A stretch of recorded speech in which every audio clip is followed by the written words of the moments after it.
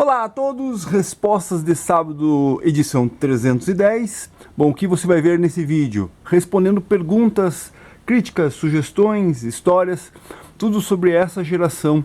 É uma sequência que eu faço aqui chamado Respostas de Sábado. Você vai estar assistindo esse vídeo no sábado, então se você tem interesse em fazer uma pergunta sobre essa geração aqui, faça aqui nos comentários que na edição 311, que é a próxima, eu vou te responder. Então é mais ou menos assim que funciona, é isso que você vai ver no vídeo. A gente batendo um pouco de papo sobre equipamentos de áudio profissionais, residencial, antigo, tá?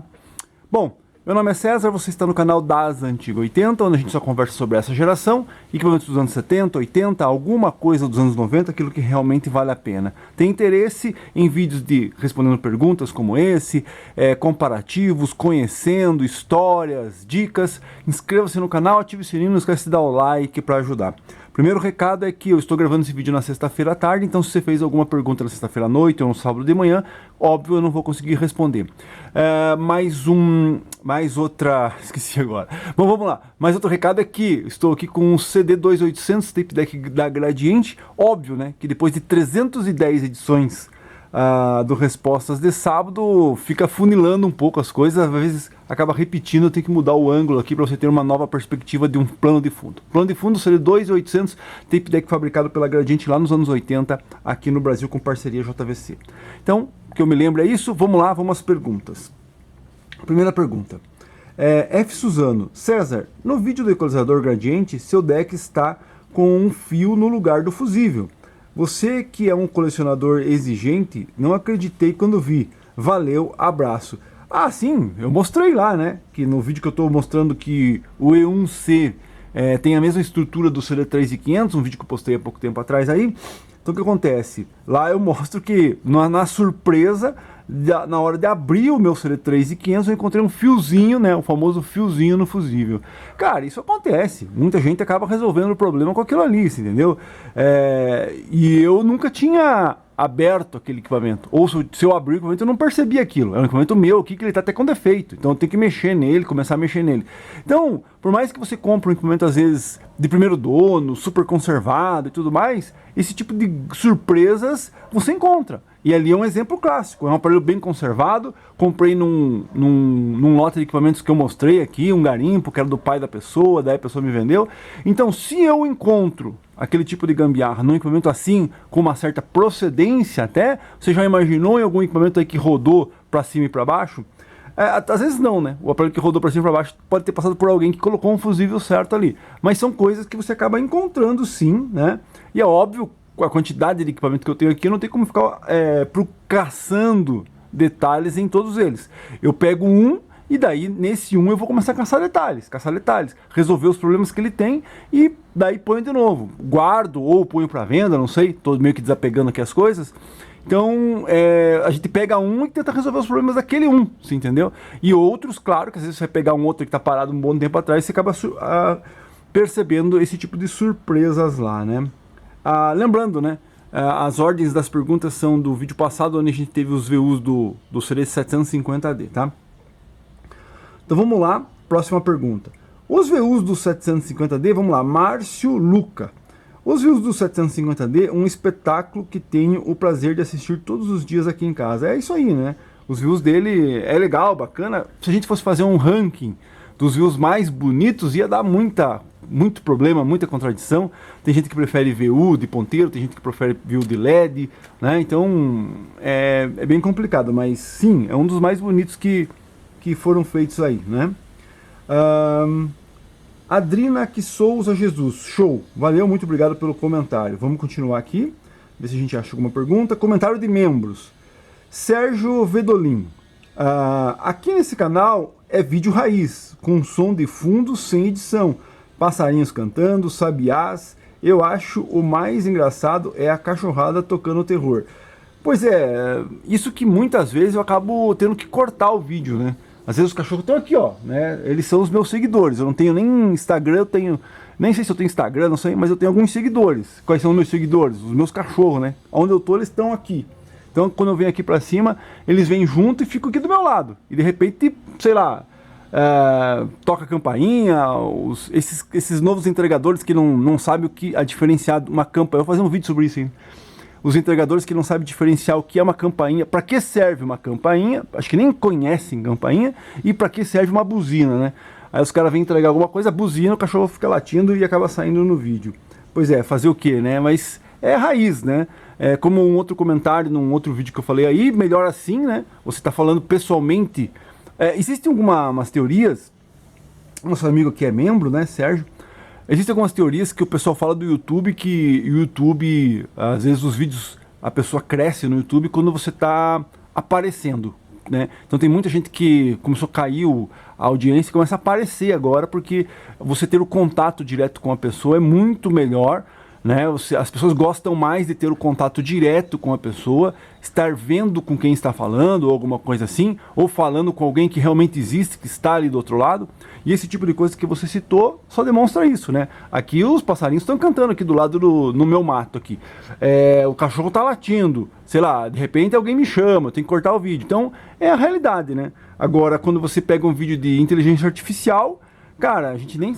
Quando que você vai descobrir se tem alguém por trás daquilo? Ou se alguém que está por trás daquele vídeo de inteligência artificial sabe aquilo que ele está falando, ou simplesmente catou as coisas na internet e pôs no vídeo dele lá?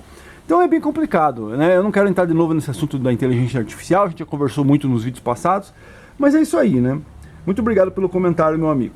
Continuando, F. Suzano. Olá, César, tanque de guerra dos decks na tela, valeu, com certeza. 750D é um deck que o pessoal utilizava muito em som profissional, clube, sarau, danceteria, né? Na época que se utilizava muita fita ainda, mas sim, 750D era um dos decks preferidos aí do pessoal que fazia sonorização, né? Então é isso aí, um deck bem utilizado, né, para sonorização, porque é um deck bem robusto. Continuando, Florida Today. Vendo o vídeo do Marantz, provavelmente ele está falando do Conheça o Marantz 2265B, um vídeo que eu fiz aí há pouco tempo atrás. Dessa segunda-feira, vejo como está difícil encontrar aparelhos nesse grau de conservação. Em breve não encontraremos mais isso, só teremos a bagaça. Quem tem sua coleção, que se prepare. Pois é, então esse é um assunto bem complicado, né, meu amigo? Realmente, hoje em dia, como eu sempre falo nos meus vídeos aí, quando eu mostro algum equipamento, cara, antes você encontrava caixa acústica, tudo certinho, bonitinho. Hoje só encontra, né, eu pus algumas à venda aí, vou pôr uma semana que vem agora. Só encontra com defeito, baleada e tudo mais. E equipamentos de som também, né? Poxa, antes você comprava A1 bem conservado, sem marcas de hack, nada, por R$3.000. Hoje os caras pedem R$3.500, R$4.000 em aparelho repintado, tudo detonado, né? Então, infelizmente, a qualidade dos equipamentos, conforme o tempo vai passando, eles vão ficando com mais idade, vai se deteriorando. E uma coisa que eu sempre faço comparação, para quem acompanha carro antigo, né? Há muito tempo atrás, cara, há 20 anos atrás, se você tivesse aí uma grana, você comprava carro antigo, putz, bacana ainda, lata pura, né? Tudo alinhado, tudo bacana. Hoje, os caras vendem aí, vou citar um exemplo, né? Opala, né? Então, porra, hoje os caras vendem Opala aí, Opala bem alinhado, bem restaurado, bem certinho, é 200 mil, 250 mil. Mas às vezes você pega um carro aí, o cara tá anunciando por 70, por 80 mil reais, cara. Já imaginou? 80 mil reais. Você compra um Opala aí, você vê tudo desalinhado, os acabamentos tudo não é mais os de inox, é acabamento mal feito ali, de antimônio e tal, cara. Então, o nível, né? Hoje, no setor de carro, hoje, você só consegue ter alguma coisa legal comprando uma carcaça e restaurando, né? O que tem anunciado restaurado, bem restaurado, é super caro. E tem muita carcaça por 80, por 90 mil, carcaça mesmo, que você vê ali desalinhado, pelota de massa, tudo descaracterizado, então é bem complicado mesmo, né? E o som, né, vai acabar acontecendo isso também, com certeza, né? Então esse negócio, eu já mostrei isso, já falei muito aqui pro pessoal, né? Puxa, você vendeu aquele Marantz, o 2265 que você viu ali, eu vendi ele aí há pouco tempo atrás. Então, cara, um mês atrás eu vendi e já me arrependo, né? Mas, sabe, aquele arrependimento de ter vendido o equipamento, mas saber que precisa, né, desapegar um pouco. Então é bem complicado mesmo, meu amigo. Florida Today. Qual a tua opinião sobre alto-falantes de duplo cone e de flat cone para uso semi-profissional? Cara, duplo cone eu acho que não tem serventia nenhuma, né? Para que serve A Selene começou a fazer woofer com dupla aranha. Então, né, você tem a aranha, né, que é onde vai a bobina ali, aquela parte laranjada, né? Os caras fazem com duplo, né? Mas para que aquilo? Para segurar. Quem comentou isso, deixa eu ver, acho que o nosso amigo, eu sempre comento esses canais, né? Porque esses canais, eles são parceiros aqui e o conteúdo deles é excelente, né? Perfeito, que é o do nosso amigo Douglas N. High Lo-Fi e do nosso amigo Walter. Não sei qual dos dois falou, porque a gente assiste muitos vídeos deles. Eu não sei se, acho que foi um deles que falou que realmente não adianta nada, né? Você ter um woofer mais pesado, né? Então, tipo, você tem aqueles woofers mais duro, né? Que o cone é mais duro, que ele se movimenta bem menos, né? Não adianta, você tem que injetar mais potência, mas o rendimento é o mesmo. Às vezes é melhor você ter um alto-falante com o cone mais leve, mas que trabalhe mais, né? Mais mole. Você injeta menos potência e você acaba tendo, às vezes, até o mesmo som. Resumindo, né? O som é o mesmo, só que a potência que você tem que injetar é maior com cone duplo ou com aranha dupla, ou muito mais pesado o som, né? E conforme o cone é mais pesado, acho que até foi no outro canal, né? No Áudio Clássicos lá, que ele tava fazendo uns comentários sobre alto-falantes, e daí ele falou assim, pô, os cones antigos eram mole. Você falava assim, pô, pega uma caixa antiga aí, Master 78, pô, o cone é muito mole, chacoalha, mas aquele cone que se você injetar 15 watts, putz, o som tá gostoso, né? Agora você pega um alto-falante com cone duro, você vai ter que injetar 500 watts e o som ali às vezes é meio seco, né? Porque você está injetando mais potência, o cone tem que trabalhar com mais resistência, né? Então é complicado. Falar sobre isso é bem complicado. César, o que você acha? Eu acho meio termo, né? O cone não pode ser tão leve, né? Porque senão se injeta muito som ele começa a embaralhar ali, a não ser que a tua caixa seja bem litrada, bem centrada. E não duro, como esses modernos que você injeta um sinal e ele não consegue falar grave, né? Esse alto-falante seco hoje que o pessoal vende, se você injetar ali 50 Hz, 60 Hz, ele não consegue. Por quê? Porque é muito baixa, né, a frequência, e ele não consegue excitar ali o cone para o cone movimentar. Então quanto mais mole o cone, quanto menos frequência você injetar, mais ele consegue trabalhar ali, ó, né? Agora um cone duro, você não consegue injetar um troço para ele ficar fazendo isso aqui. Você tem que injetar muita potência e a frequência muito alta para ele poder, você entendeu? Trabalhar. Então é bem complicado, né?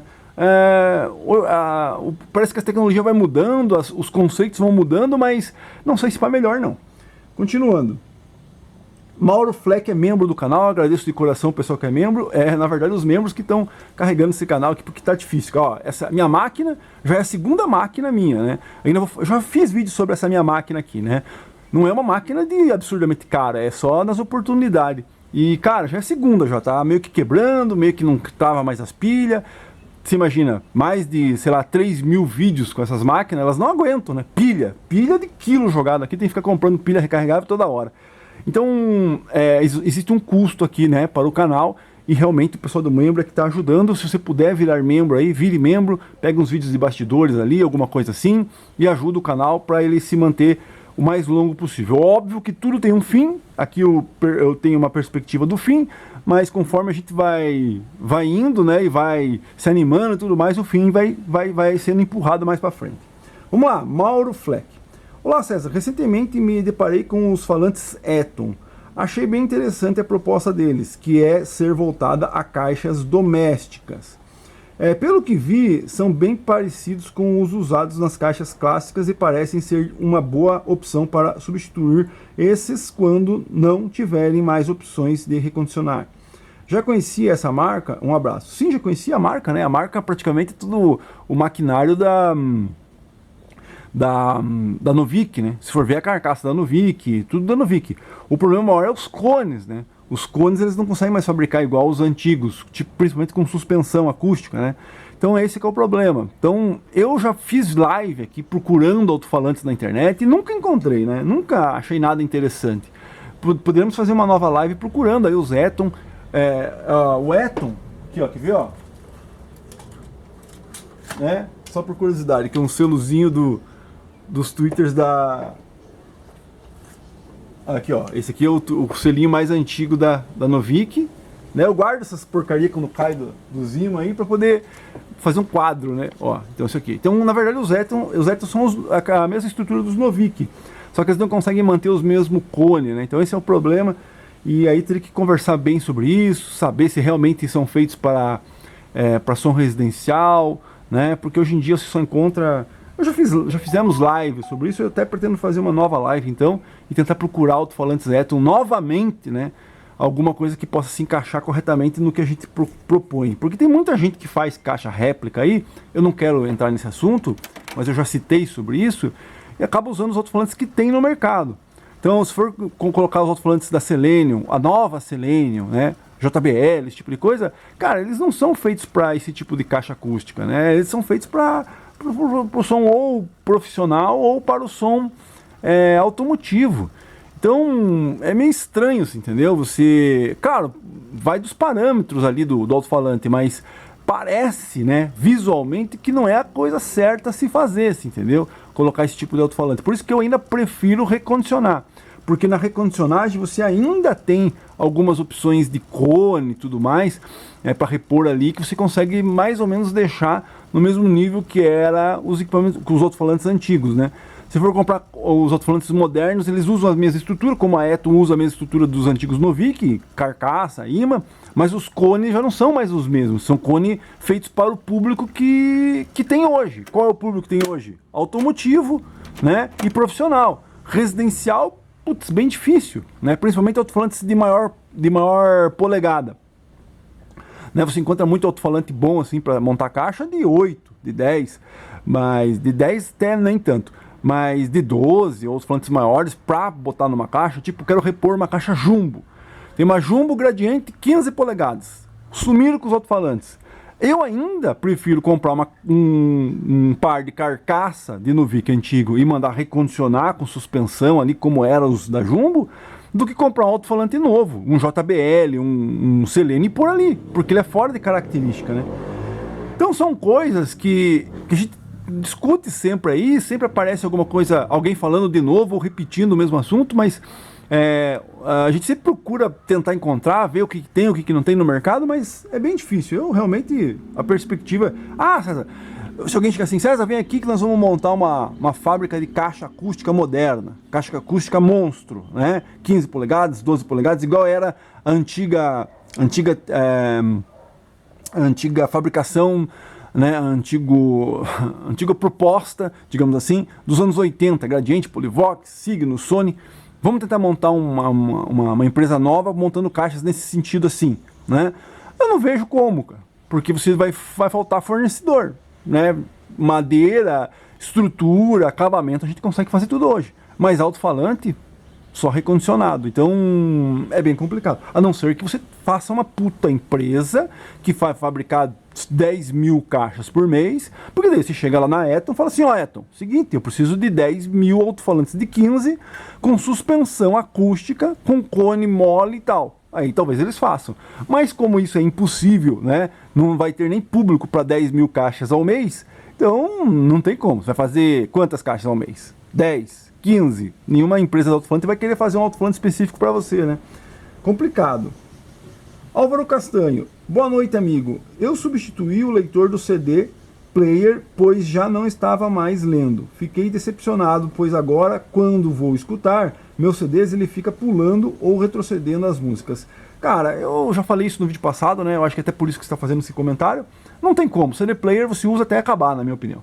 Acabou, já era. Esse negócio de trocar o leitor e tal, nunca mais vai ficar do mesmo jeito que era antes. Nunca mais vai voltar como era antes, tá? Primeiro que se for comprar leitor moderno, né, estoque novo, não vai ser, é a mesma coisa com agulha, né? Pô, você tinha agulhas nos anos 80, supra-sumo, por quê? Porque o vinil era a mídia principal, né? Então você tinha até reposição de... Não valia a pena, na verdade, ter reposição de leitor óptico nos anos 90, porque nos anos 90 era o CD que era o principal. Hoje em dia o CD é só pra, né, o cara inusitado ali, que ainda tem e tal, ninguém mais quer. Hoje o cara quer Bluetooth, quer, né, Spotify, né? Então você produzir uma peça de reposição hoje para um público mínimo, é óbvio que a peça não vai ser aquela peça igual era quando você tinha um público desse tamanho para comprar, né? Então fica difícil, realmente eu, CD player, quando começa a pipocar, eu abandono, tento fazer uma regulagem, uma limpeza, não deu mais certo. Claro, né? Óbvio que não vou desestimular você a tentar fazer o serviço. Não tô. Talvez você coloque o teu leitor ali e ele, porra, fique legal. Mas as experiências que eu escuto e as que eu já tive é que nunca mais fica igual, né? Continuando, professor Haroldo Ribas. Só esclarecendo os comentários sobre caixas acústicas. Twitter, woofer ou médio de bobina, segundo o livro Loudspeaker Design Cookbook, acho que é Cookbook, né? A Bíblia da construção de caixas para alto-falantes em série, há uma queda de 3 dB, ou seja, atenuação. Se você perceber ou não, essa atenuação é uma questão física de cada um. E para alto-falantes em paralelo ocorre mais 3 dB, ou seja, reforço. Isso significa a sensação de mais eficiência que você citou no resposta passada. Exatamente, né? A gente fazia isso, né? Vou repetir o que eu falei na semana passada. Se eu não me engano, nas Master 220, cara, eu já peguei Master 220 original paralelo. Já peguei Master 220 original em série. Então, normalmente, quando a gente pegava Master 220 e o agudo já é fraco, né, para os nossos ouvidos de pinico, de hoje, ou porque o cone desses tweeters, você sabe, cone branco, ele perde qualidade, perde rendimento, que é a teoria que eu sempre falo aqui, que talvez lá, quando novo, ele tocasse bem, né, tocasse o agudo gostoso, mas com o tempo ele perde rendimento, então por isso que é bom recondicionar, por isso que os originais cone branco às vezes não tocam legal, por isso que às vezes as pessoas reclamam que o agudo de Master 100, de Master 78, de Master 220, de Master 200 é ruim, né? Você acaba pegando essas caixas aí que o cara fez um buraco e botou um ST no lugar, né? Ou então, na época tinha aquela moda de você puxar um fiozinho e botar um piso elétrico grudado ali com velcro na tela, que seria a melhor opção para não detonar a caixa. Então você encontra muito isso. Encontrava pelo menos, né? Hoje em dia acho que nem encontra mais nada. Hoje só encontra tudo carcassento. Então, existe uma perca ou perda de rendimento, né, desses tweeters. E quando novo, talvez em série, ele estivesse equilibrado com os woofers de 10 lá da Master 220. Só que com o tempo, depois de 20, 30 anos, ele perdeu o rendimento. O que a gente fazia? Primeira coisa, 220. Ah, não tá tocando legal agudo. Ia lá, abria, tá em série? Tá, passa para paralelo. Aí passava para paralelo, ela, óbvio, toca muito mais, né, o tweet vai render mais, mas por quê? Por esse exato motivo que você acabou de dizer aí, que em série, né, ele perde rendimento e em paralelo ele ganha rendimento. Então você faz um substituído. Talvez se você fizesse a paralelo lá nos anos 80, talvez ele ficasse excedente, o agudo ficasse muito estridente. Por isso que a própria Gradiente fez ali em série. Óbvio que existe um outro problema, o problema do corte do divisor. Então, digamos, o divisor foi feito ali num corte para você usar em série, certo? Quando se passa paralelo, né, já muda tudo ali o corte, né? Então, mas era uma solução que a gente fazia para que as caixas rendessem mais agudos depois de 20, 30 anos que elas já perderam os agudos, né? Então é isso aí, né? Miguel Antônio Navas. Olá, César, beleza seus vídeos? Uma dúvida besta. É normal o canal R ser um pouco mais baixo que o L? Pois vejo vários vídeos que há uma diferença dos VUs. Agradeço. Não, né? Os VUs têm que ser iguais aqui, ó, né? Então, digamos aqui num tape deck. Os VUs estão tocando iguais. Eu posso pôr essa fita num deck que tá aqui do lado do 750 e ficar diferente. Por quê? Porque vai depender da calibragem de cada tape deck. Você entendeu? Cada tape deck vai ler essa fita de uma maneira diferente. Óbvio que o ideal seria uma calibragem fixa. Quer dizer o quê? Eu ter um deck super calibrado, né, e todos os meus outros estarem nesse mesmo estilo de calibração, para que quando eu ponho a fita aqui, ali, ela toque igual. Mas quando você pega decks assim variados, que estão em estados de conservação ou de manutenção diferentes, óbvio que vai dar diferença, certo? Isso aqui foi feito para você analisar essa diferença, né? Então, a diferença não pode existir, certo? O ideal seria você colocar aqui, ó, e ele ficar perfeitinho. Essa fita aqui, deixa eu ver do outro lado aqui, ó. Aqui foi gravado num 750D, ó. 750D. Vamos ver se tá igual aqui, né? Vou pôr aqui, play. Olha lá, já tá um pouco, aqui tá um pouco mais alto do que aqui, ó. Pode ser a música, pode ser alguma outra coisa? Pode. Pode ser a cabeça suja? Pode. Mas aqui, ó, já tá diferente. Então, quer dizer o quê? Esse 750D gravou com uma perca ou perda desse lado aqui para esse reprodutor. Talvez lá no 750D ele estivesse tocando igual. Por quê? Porque estaria desregulado, ou o 750D está desregulado, ou esse está desregulado, você entendeu?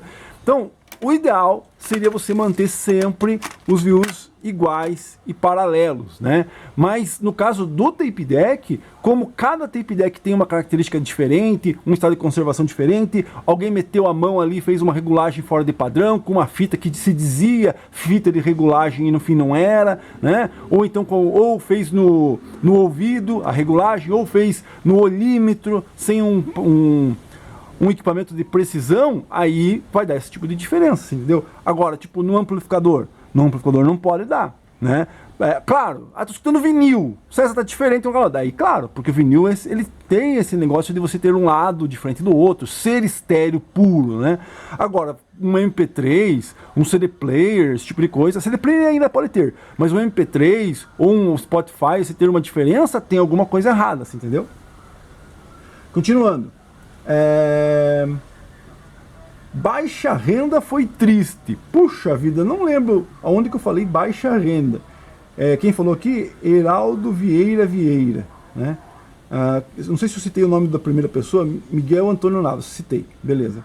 Baixa renda foi triste. Realmente eu não lembro aonde que eu falei sobre baixa renda no vídeo passado, né? Nem lembro qual é o contexto. Cara, 310, nós estamos na edição 310 do Resposta de Sábado.